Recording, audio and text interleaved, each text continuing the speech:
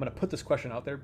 Why would Jeffrey Goldberg release this stuff instead of saying, hey, I shouldn't be in this group chat? Is it sort of your American duty to kind of say, hey, let me kind of see if this is classified and like what really is this stuff, and do all this and message them back and say, hey guys, I'm not supposed to be in this signal call. I have the messages. I'm going to make a story about how you leaked this stuff, but I might not include the details. Do you think he's going to cooperate on that level? And by the way, I'm not saying he has to. If journalism, if everything's free, I get that it's free, I get that. But if you're a good faith actor, wouldn't you say something like, hey, not supposed to be in this group chat, like what's going on? The screenshots that we're looking at, these are the most controversial ones. These are the texts that were initially withheld from the initial report. The dude who posted the story in the Atlantic, Jeffrey Goldberg. Secretary of Defense Pete Hegseth said Atlantic editor-in-chief Jeff Goldberg is a, quote, deceitful and highly discredited so-called journalist who's made a profession of providing hoaxes time and time again. Initially, he posted a bunch of text messages that were really just totally mundane. When he published it, he intentionally withheld the first thing that we put up there, right, which is the actual timeline of what's going on. And the way he put it in the story, they were putting attack plans and war plans, and I'm choosing not to publish that out of respect for national security. Even that framing makes it sound worse than it is. You know, there's so much talk about this Atlantic article and about things that were said and that could have happened instead of a focus on what did happen. It's basically these people who are high-level Trump administration officials just talking strategy, but at a very high level. It's a casual chat, and you would expect that, at least I would expect that, since they're using Signal. If it was a very important strategic conversation, it would be happening in the skiffs. Yesterday, I spent 4 hours answering questions that were intimating that I transmitted classified information because there were hidden messages. Those messages were revealed today and revealed that I did not transmit classified information, and that the reporter, I think, intentionally intended it to indicate that. That reporter also indicated that I had released the name of an undercover CIA operative. In fact, I had released the name of my chief of staff, who is not operating undercover. That was deliberately false. I just think, like, you know, you got to make sure we're cutting to the truth, right? That's the maneuver angle here. Like, what really happened? What really happened? And ask yourself that. Like, yeah, ask yourself.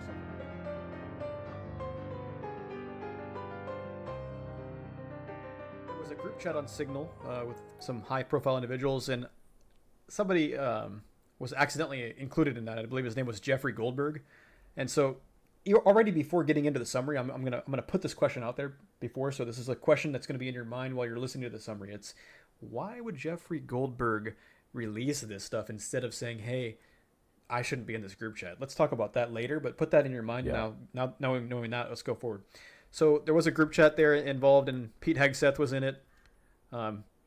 We obviously JD Vance was in it, Michael Waltz, a couple other individuals, but these people were discussing so strategy. They were discussing strategy on how to, handle a little bit of the Houthi worse strike. Kind of Houthi situation, a Houthi strike. So we've got a lot of high-profile individuals in here, and there's controversy about it because it was leaked, and then there's also controversy about it because, well, hey, how are these people talking about war in a way that, it's so kind of laissez-faire, some people are saying, and we'll get into that. We'll get into all the criticisms here, but I'm just going to give you guys some quotes from the leaked messages. Pete Hegseth is the Secretary of Defense. He's just giving updates. F-18s are launching, trigger-based, etc. Strike drones on target. This. That. Basically, it's details of stuff that's going on, and then more to follow. Yeah, and we can add these, by the way, so we can, maybe if you want to add these in post, so you can look at these. But yeah, we'll put them up. Sorry to cut you off. No, you're good. And so it's kind of ironic because he does, in this first sentence, he does say, "We are currently clean on OPSEC."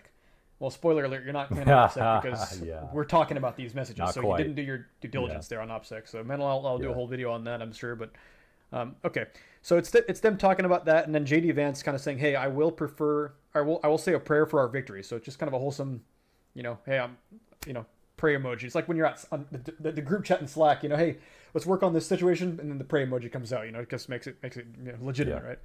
Yeah. Michael Waltz responds with a lot of this stuff's mundane. This is the thing. Like, we're going to talk about this. We'll put it up on screen, but we'll talk about it. But there's nothing in here. I'm just going to scroll down it. Like, there's really nothing in here. Good job, Pete, and your team. Good job. And everyone's great work, powerful start. Good job. That's everyone's saying and stuff. Yeah. And so I even looked for controversiality in here. And, like, I guess the most controversial thing that I found was, JD Vance saying, we need to figure out how to stay on message here. But that's really just him describing how to strategize about the messaging here.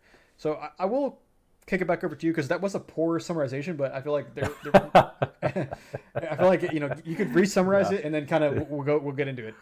No, I mean I think you covered it the big points pretty well there. I mean, and here's the thing: the screenshots that we're looking at that I posted in like our notes here that we use, these are the most controversial ones. That in my view, anyway. I mean, there are more. So what we're looking at is these texts, and we put them on screen so you're looking at them too. These are the texts that were initially withheld from the initial report.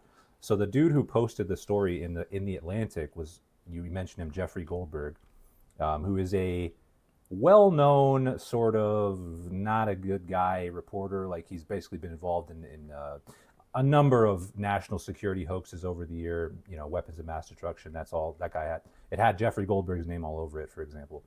But anyway, so he was added.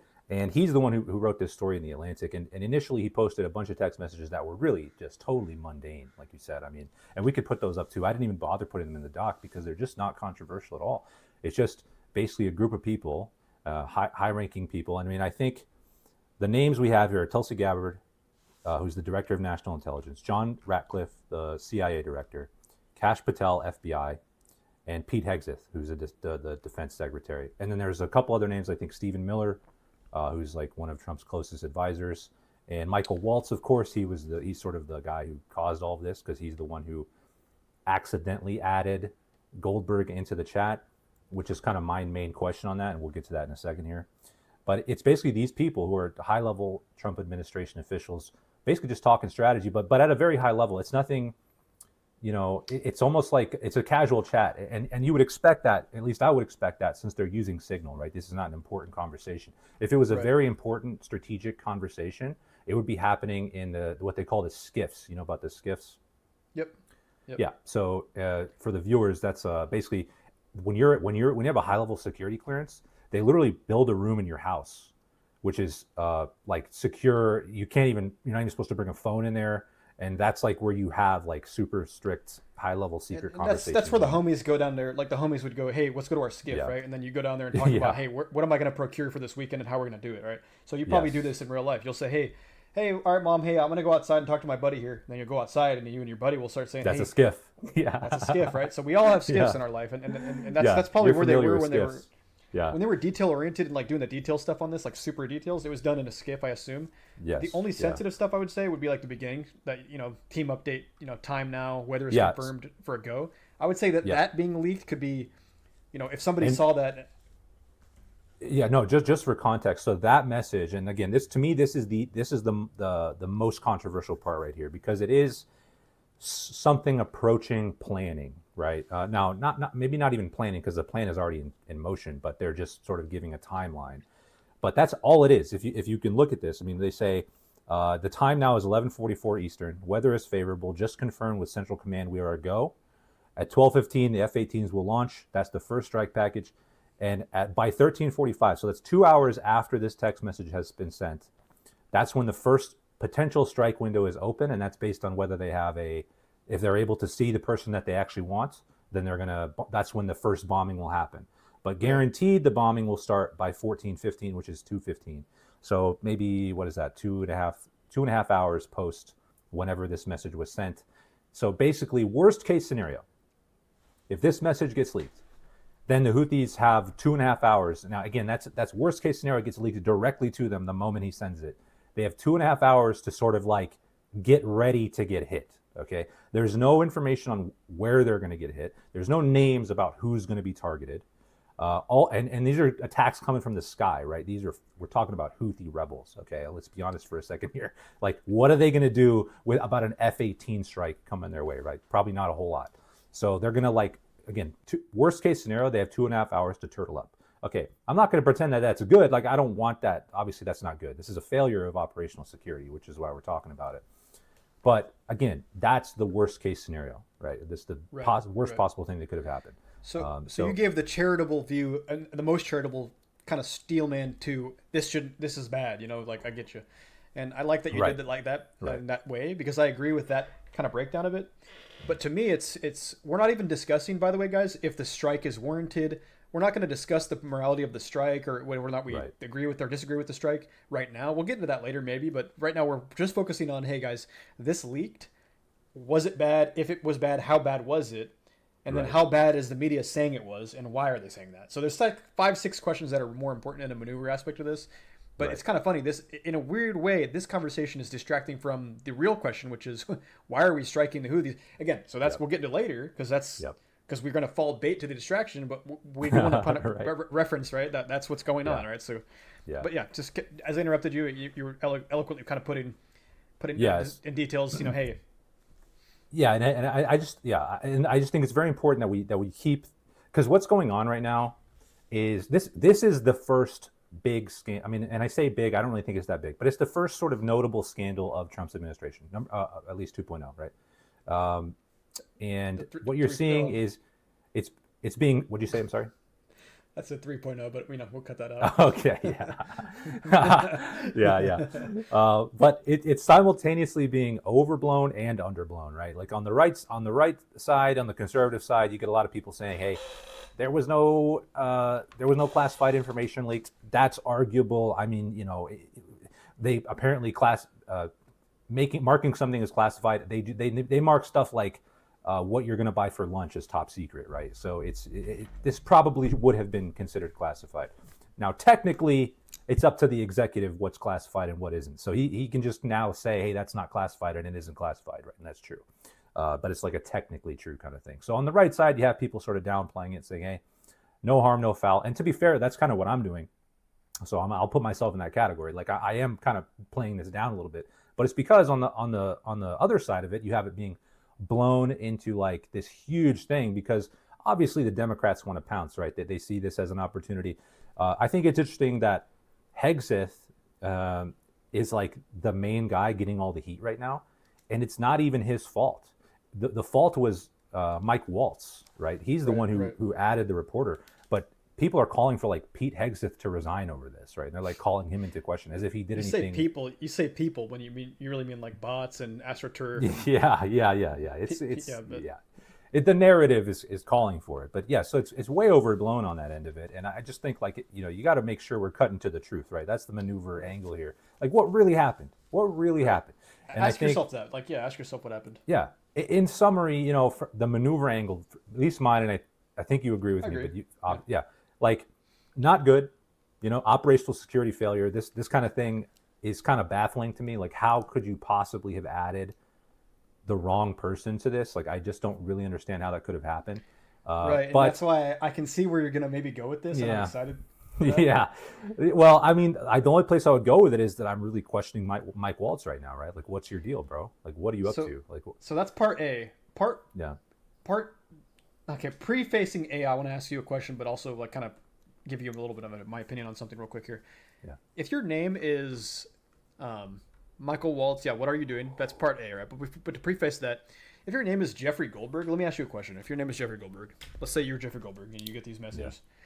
Is it sort of your American duty to kind of say, hey, let me kind of see if this is classified and like what really is this stuff, and let me coordinate with Pete and do all this and message him back and say, hey guys, I'm not supposed to be in the signal call. I have the messages. Right. I'm going to make a story about how you leaked this stuff, but I might not include the details. Yeah. Do you think he's going to cooperate on that level? And by the way, I'm not saying he has to. If journalism, if everything's free, I get that. That's free. I get that. But if you're a good faith actor, which he's not, obviously, that's the spoiler, right? Wouldn't you say something like, hey, not supposed to be in this group chat, like what's going on, and then maybe discuss whether or not the part where that's questionably a leak shouldn't be leaked. So yeah, I'll kick that over to you and see if you're morally obliged to that, and try to steel man the other side. And that's honestly something. I'm glad you asked that, because I have been wrestling with that. Like, what should he have done, right? Like, let's take away for a second the fact that Goldberg himself is a scumbag, right? Like, the guy has a history that's really checkered when it comes to integrity, right? Let's take that away for a sec. Like, agree. What if it's me in this situation and I get this? If I'm a journalist, I do think there's a responsibility to explain, to just publish what happened, right? Now, the details of the messages, that's where I think it gets weird, right? Because as we're talking about, the entire text message chain is now public, right? Maybe we could link to that or put them up with something. So the whole thing that he has access to is now public, and you can read through it and see what we're talking about. It's a nothing burger. There's really nothing bad going on there. But when he published it, he intentionally withheld, like, for example, he withheld the first thing that we put up there, right, which is the actual timeline of what's going on. And the way he put it in the story, I read it when it first got posted. So the way he phrased it in the story is like, they were putting attack plans and war plans, and I'm choosing not to publish that out of, respect for national security, right? So even that framing, let's say he never ended up following up and posting the rest of it. Even that framing makes it sound worse than it is, right? So even right off the bat, it's like this guy saw an opportunity and pounced on it, and chose to make it sound worse than it was, right? Yeah. On purpose, that's journalism 101. You want to get clicks, so you gotta make stuff sound worse. And honestly, the fact that, because I didn't know that was the first post, I do see there. That's exactly what I'm asking, right? Like, this is the only part of what's was posted that could be at liberty to be withheld, right? In my mind, right? Yes. Like, if you're everything else, I think you could just straight up post it on Twitter and say, whatever, who cares? Because it's not. You can make your judgment. A reasonable person would say, hey, nothing really crazy here happened. It's just people praying for, and congratulating. But yeah, that part that he withheld, I'll say that he probably, in let's say ultra good faith, maybe he was trying to withhold it because he thought that maybe it was sensitive, and then when he got the backlash from people like saying, oh, there's nothing in there, prove it, and then he posted it, maybe. Yeah. Or maybe he got. I think that's what happened. Maybe he even got greenlit by like somebody in the White House saying, you know what, who cares? Maybe not. Probably not. But it's more like when people say the leak was Pete Hegseth or Michael Waltz's fault. In theory, like, yeah, sure, at some level it was his fault, but as a gentleman named, Jeffrey Goldberg, who did leak this to the public. So, and again, I'm pro leaking. If you get information, leak it. I get that, but it's really you're the one that's got to take the fault, take the fall for any outcomes that become negative because of that, right? So, yeah, I agree. Put things in perspective. Like, look over at Edward Snowden, for example. Like, whether or not you believe he's like KGB operative or whatever, he is taking, well, I guess he's running away from the responsibility, but he's taking responsibility for what he leaked, right? But he leaked it. So I'm pro him leaking it, but own the leak. You know what I mean? So Jeffrey's the leaker in my mind. It's not Pete, it's not Michael, it's none of these guys.